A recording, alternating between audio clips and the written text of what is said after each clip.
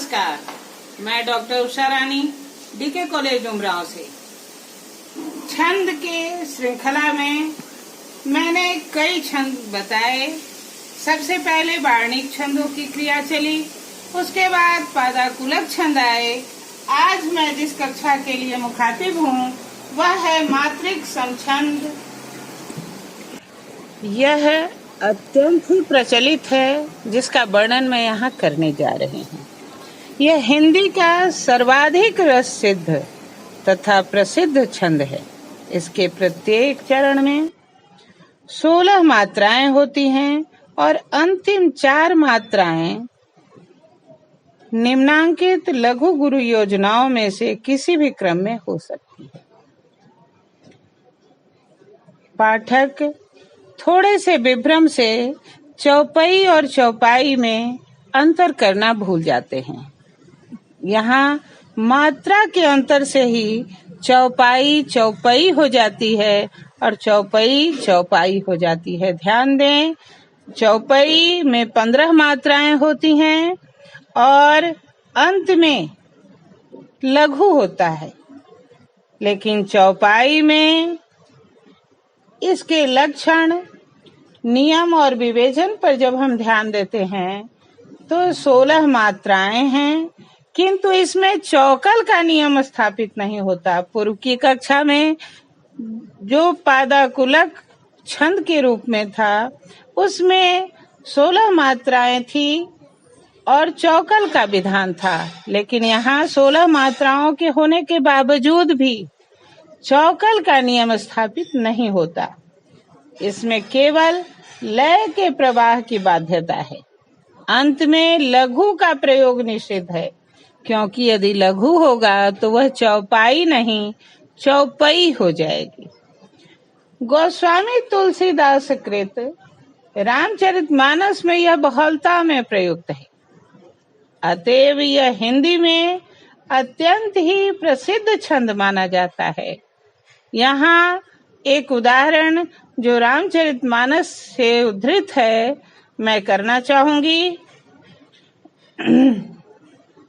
बंदौ गुरु पद पदुम परागा, सुरुचि सुवास सरस अनुरागा, अमिय मोरी मय चूरन चारु, समन सकल भव रुज परिवारु। तुलसीदास कृत यह चौपाई अत्यंत ही लोकप्रिय एवं प्रसिद्ध है और रामचरितमानस के कारण चौपाई भी हिंदी में अत्यंत ही लोकप्रिय है। अब मैं आती हूँ दूसरे रोला छंद पर। अब इसके लक्षण, नियम और विवेचन पर ध्यान दें।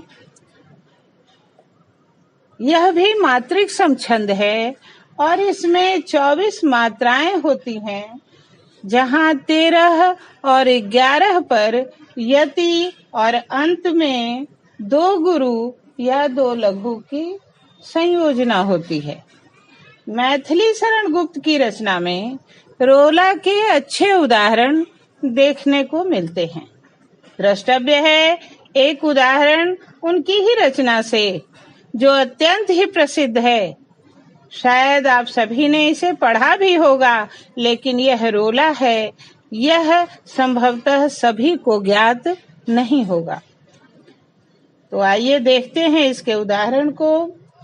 जिसकी रज में लोट लोट कर बड़े हुए हैं, घुटनों के बल सरक सरक कर खड़े हुए हैं, परमहंस सम बाल्यकाल में सब सुख पाए, जिसके कारण धूल भरे हीरे कहलाए।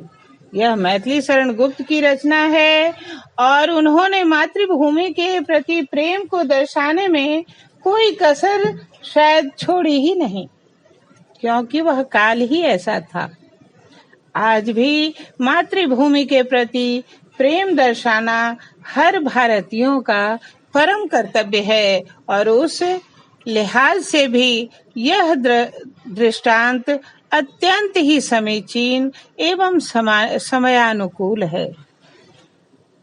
तो मातृभूमि के प्रति प्रेम का इससे सुंदर उदाहरण मेरे समझ में और कोई हो भी नहीं सकता। तो आज की कक्षा मैं यहीं समाप्त करती हूँ और मिलते हैं फिर कल नए छंदों को लेकर। तब तक के लिए विराम। धन्यवाद।